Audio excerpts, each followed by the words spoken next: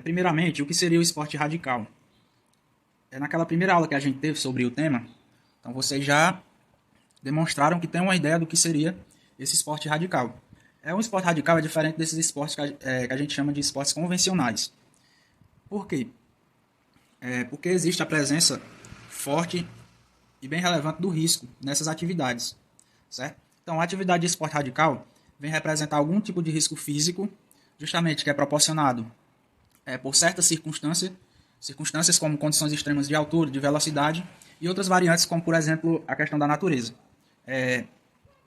Por exemplo, quando a gente vai praticar uma escalada, existe a possibilidade de acontecer algum acidente, ou por um evento natural, ou mesmo por alguma coisa que acontece no nosso equipamento de segurança, certo? Então, como é que a gente define um esporte radical?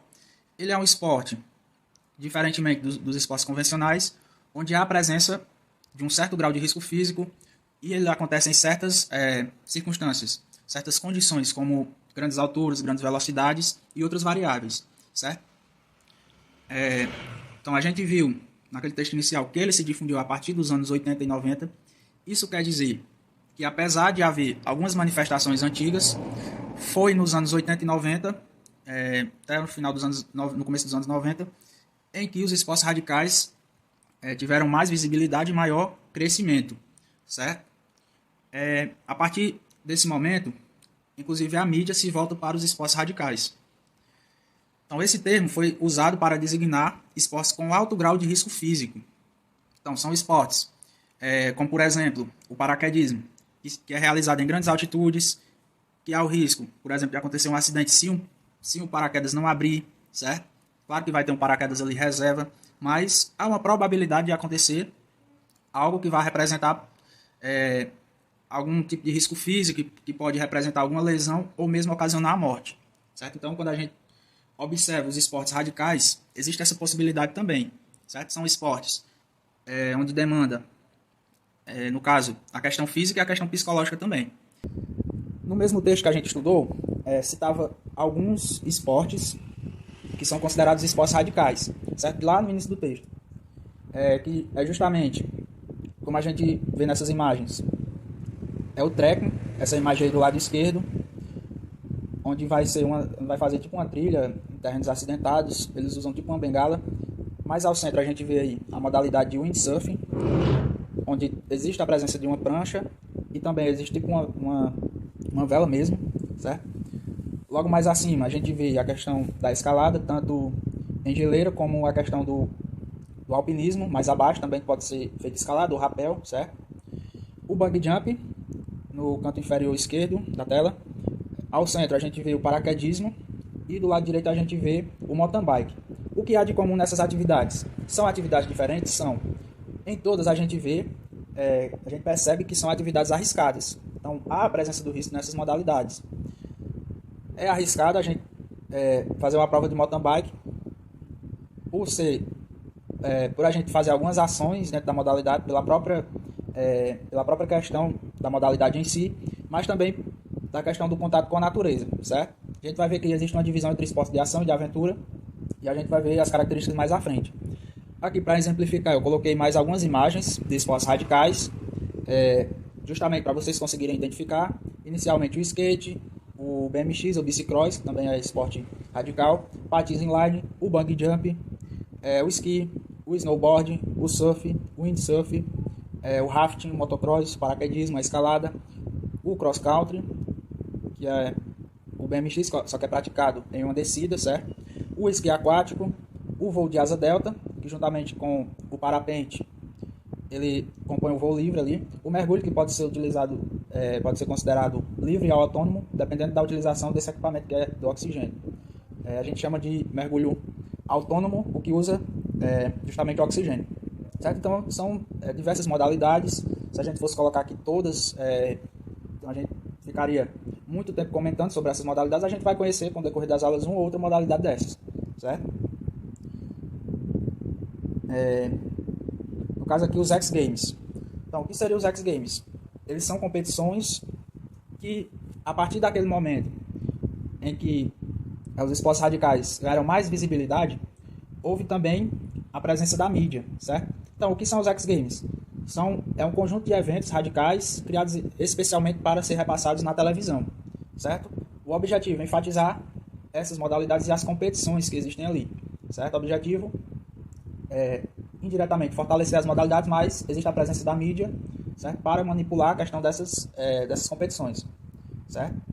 Existe a presença marcante dos esportes de ação nessas competições. O que são os X Games? São justamente um evento organizado e transmitido pela ESPN, que é realizado na versão de verão e de inverno.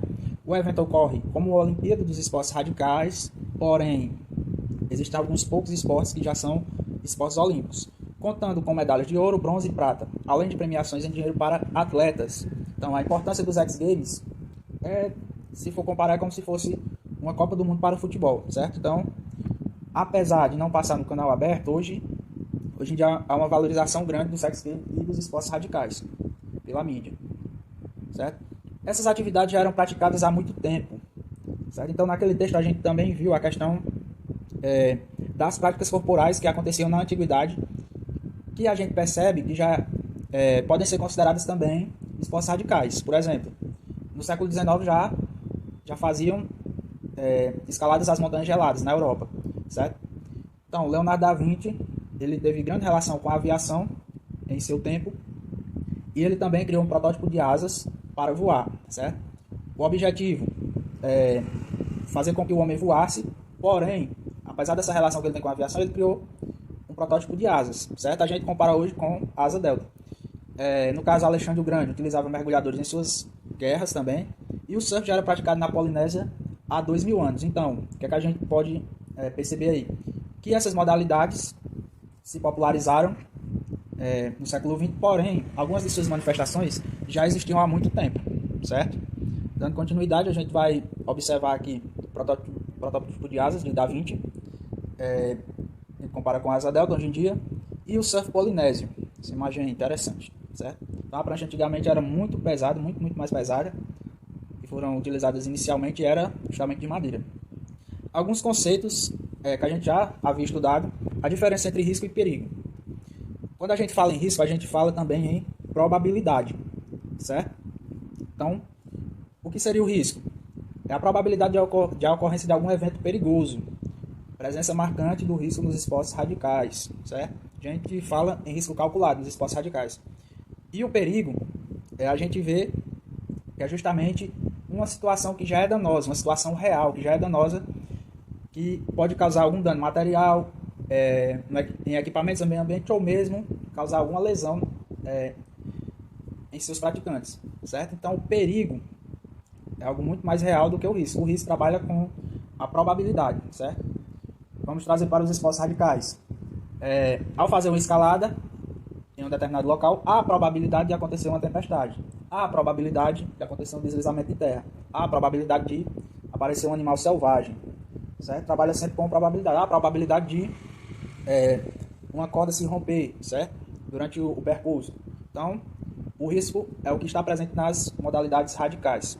Esportes radicais, atividade de risco calculado. Por que esse risco é calculado?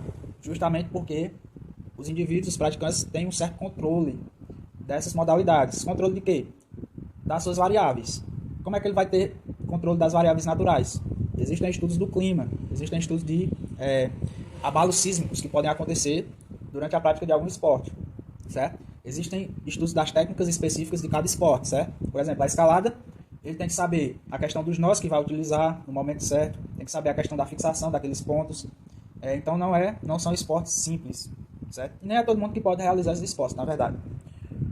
Porque há também uma grande exposição psicológica, certo? Então o controle emocional também tem que estar presente. Significado de radical. Esse termo radical é o mais adequado que a gente usa nessas atividades e significa sentir a existência em suas mãos, pela intensidade das emoções, pelo enfrentamento do risco. Quem pratica essas atividades, claro que vai escolher essas atividades pelas sensações que são causadas. Isso não quer dizer que essa pessoa não sinta prazer. Naquela aula vocês citaram a questão da adrenalina. Então a adrenalina é liberada e causa algumas sensações diferentes. Em certas circunstâncias é que há a liberação da adrenalina, e nos esportes radicais é onde acontece isso, certo? Então, o prazer ocasionado ao praticar alguma atividade vem justamente por por essas modalidades serem mais arriscadas. Vamos ver aqui a classificação dos esportes radicais, onde a gente vê que há uma divisão entre esportes de ação, de aventura, e quanto ao meio, esportes aquáticos, aéreo, terrestre, esporte misto e urbano. Então vamos lá. No caso, primeiramente aqui, o surf e o windsurf são esportes de ação e acontecem no meio aquático. Por que o surf é um esporte de ação? Porque a presença marcante das manobras. Por que o mergulho é uma atividade de aventura? Porque geralmente ele é realizado no meio natural e existe a questão da imprevisibilidade. No caso da aventura, a gente está sempre lidando com imprevistos por acontecer no meio natural. Só que o surf acontece no meio natural, mas como há a presença das manobras, ele não é considerado de aventura. Outro esporte de aventura é a canoagem, certo? Que é um conjunto dessas atividades abaixo. Esporte aéreo, o base jump, que foi esse vídeo que a gente viu anteriormente, o sky surf, são atividades aéreas de ação, paraquedismo, balonismo e voo livre são atividades aéreas de aventura, certo? Esportes terrestres de ação, o bungee jump e o sandboard. Aí vocês podem se perguntar, qual a diferença entre bungee jump e base jump? A diferença do bungee jump é porque há a utilização de um elástico. E por essa fixação a esse ponto, é considerado um esporte terrestre. O sandboard é bem parecido com o snowboard, onde vai utilizar uma prancha grande para deslizar. Só que o snowboard ele é realizado na neve, enquanto os sandboards são realizados em dunas, certo? No caso aqui, os esportes de aventura, que são terrestres, o montanhismo, que é também esse conjunto de modalidades, escalada na rocha, no gelo, técnicas verticais, tirolesa, rapel e arvorismo. Terrestre, no caso, são todas essas modalidades. Também tem o trekking, né? E o mountain bike, que é o esporte de aventura e que é terrestre.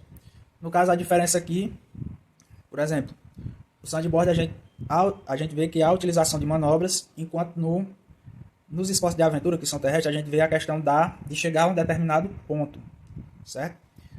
Esportes mistos acontecem em dois meios diferentes. A exemplo disso, o kitesurf, que é um esporte de ação e é considerado um esporte misto. Kitesurf é um esporte que é praticado com uma prancha, só que eles usam o kite, que em inglês significa pipa, que é um pequeno paraquedas onde o atleta vai coordenar seus movimentos. Por que é um esporte misto? Porque é uma fase aérea e uma fase aquática nas manobras desses atletas. Corrida de aventura, como o nome já diz, é um esporte de aventura. A gente tem a corrida de orientação, que é realizada com um mapa, onde as equipes vão passar por determinados pontos de controle, e o objetivo é chegar a um determinado ponto, sendo que cada equipe tem que passar por esses pontos determinados, certo? E vai haver uma sequência, certo? A corrida de orientação é o que caracteriza bem os esportes de aventura, sai de um ponto e chegar a outro. Esportes urbanos, a escalada indoor, o skate, o patins inline e a bike, que é dividida em trial e BMX. Presença marcante também das manobras nessas atividades. Aí, a gente vê aqui um esporte urbano, que é de aventura, que é o Le Parkour. Por que o Le Parkour é considerado de aventura? Porque geralmente esse percurso que ele faz no Le Parkour, ele vai fazer saltos, ele vai fazer um percurso correndo entre prédios, entre escadarias. E é um esporte de aventura justamente por esse percurso ser muitas vezes imprevisível, certo? Caracterização dos esportes radicais. Esporte de ação, como eu falei, são esportes onde há a presença das manobras, onde há um grau de dificuldade justamente por realizar essas manobras, onde predomina a força, a potência. Já no de aventura, nos esportes de aventura, predomina a resistência. E tem aquela questão de sair de um ponto e chegar a outro. O objetivo das modalidades são diferentes. Segunda atividade que eu passei, tinha a presença desse quadro, onde a gente ia ver a caracterização dos esportes radicais. Do lado esquerdo da tabela tem a característica, e também aqui a gente vê que há a divisão entre esporte de ação e de aventura. Resumindo, é a questão da habilidade. Nos esportes de ação predomina a estabilização. Em esportes, por exemplo, como o skate, a própria questão do atleta se manter em pé em cima do skate e se deslocar vai requerer algumas capacidades físicas, por exemplo, o equilíbrio, a coordenação, para que esse atleta se mantenha em cima desse skate. Imagine fazer essas manobras, certo? O grau de habilidade tem que ser desenvolvido. Já no esporte de aventura predomina a locomoção, ou seja, sai de um ponto e chegar ao outro, como eu falei anteriormente. Existe o deslocamento no espaço, certo? Capacidade física. Vai predominar nos esportes de ação a força potente, velocidade das manobras, exigem força e velocidade. Nos de aventura predomina a resistência, estratégia e a escolha ganham importância. No caso, os esportes de ação predominam a potência e no caso dos esportes de aventura predomina a resistência. Então, habilidades diferentes são requeridas nesses dois tipos de esporte. No caso do surgimento, o esporte de ação surgiu como atividade de lazer e uso do tempo livre. Então, atividades de lazer são livres das nossas obrigações. O objetivo é justamente a questão do prazer. E nos esportes de aventura, surgiu como expedição ou exploração militar, econômica e científica. A gente vê o destaque aqui para a exploração econômica, principalmente dos meios naturais, certo? Mesmo que indiretamente, há uma influência dessas modalidades nos meios naturais, certo? Nem todas as pessoas têm consciência de preservação da natureza, certo? Isso pode ser positivo ou não, essas atividades. Etimologia. Os esportes de ação significam, esse termo ação significa força, energia, movimento, comportamento e atitude. A gente vê a presença nos esportes de ação do conjunto de pessoas que a gente chama de tribos urbanas. Já o significado de aventura são experiências arriscadas, incomuns, perigosas e imprevisíveis. A gente está sempre lidando com algo imprevisível, algo que pode acontecer de repente. Justamente por esse contato com a natureza, está? Justamente porque essas atividades estão mais ligadas à natureza. O objetivo das atividades. Nos esportes de ação, o lazer é o principal motivo. Competições geram grandes eventos de grande importância. Então, um evento como o X Game utiliza muitos esportes de ação. A maioria deles é esporte de ação. E os de aventura? Tem a forte relação entre lazer e o turismo. A gente já ouviu falar em ecoturismo, certo? Que tem a questão tanto da exploração, que é a exploração que a gente diz que é benéfica, e também com a preservação do meio ambiente. O local predominante dessas práticas, nos esportes de ação, predomina, no caso, o meio urbano, primeiramente, e também pode acontecer na natureza, como o caso do surf, né? Existe a presença de espaço construído e também pode haver a influência de onda e vento, eventos naturais. O local onde acontece os esportes de aventura, predominantemente, natureza e urbano. A maioria que acontece na natureza, mas existem esportes como o Le Parkour, que é realizado no meio urbano. Os espaços são naturais e a meta é sair de um ponto e chegar a outro, como eu falei anteriormente. Mais abaixo o público, a gente vê que a faixa etária dos esportes de ação é bem mais baixa do que os esportes de aventura. Perigo. Com relação ao perigo, nos esportes de ação o socorro é mais próximo, justamente por acontecer em áreas urbanas, certo? No caso de um acidente, vai ser muito mais fácil chamar o socorro. E nos esportes de aventura o socorro é mais distante, justamente por ser realizado em alguns locais mais íngremes, que a gente fala, né? E existe também a maior ação do clima. Então, por essas circunstâncias, os esportes de aventuras também pode representar maiores riscos de acidente, certo? Organização. As associações e formação de tribos. Presença marcante também das manobras aqui. Estimulação para as regras, que a gente já vê a presença da competição, certo? A questão das manobras e a dificuldade aqui estabelecem uma certa pontuação nas competições. E nos esportes de aventura também existem regras. Também não está aqui, mas as técnicas têm que ser bem desenvolvidas, certo? Estudos também. E existe a formação de equipes. A gente vê que a cooperação é mais presente nos esportes de aventura. No caso, a mídia, nos esportes de ação, vai buscar captar certas manobras que são próprias desses esportes. O público-alvo se associa justamente de acordo com a sua atitude, a vestimenta e o comportamento e a linguagem, justamente pela presença dessas tribos urbanas. Já nos esportes de aventura, busca captar uma história, relaciona-se com o público-alvo na ecologia, qualidade de vida e preservação do meio ambiente. Vejam que a partir desse quadro a gente vê que se destacam bastante e se acentuam as diferenças quando a gente vai comparar os esportes de ação e de aventura.